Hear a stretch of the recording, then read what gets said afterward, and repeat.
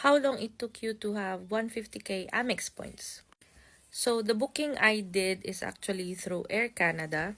So I used Aeroplan points. But I also have Amex points or MR points na transfer ko sa Aeroplan. My total points is around 300k. Because the one I showed is just one way. So yun yung papunta lang ng Brisbane. So yung pabalik, may isang set ulit ako na booking na similar dun sa pinakita ko.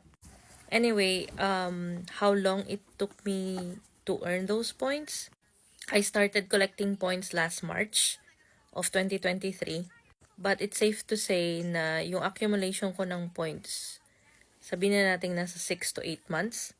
But while accumulating the points, nag-check na rin ako ng mga reward flights. Kasi yun yung mahirap, yung maghanap ka ng flights na ibubook using your rewards, tas yung ima-maximize mo yung points. Anyway, the major card where I got most of the points is the Platinum, Amex Platinum.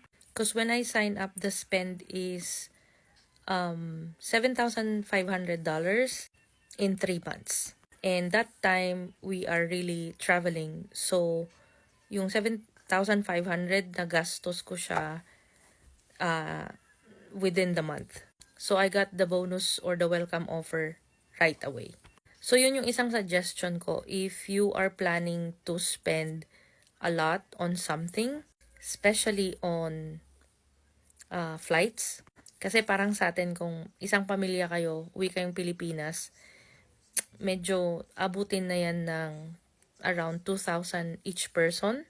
So, you might wanna look into these credit cards. Kasi isang gamit nyo lang, makukuha nyo na agad yung welcome offer. So, yeah, it depends on the things you're spending on. But for me, it took me 6 to 8 months and I have actually around 300k ang points ko, hindi 150k lang. Yun lang.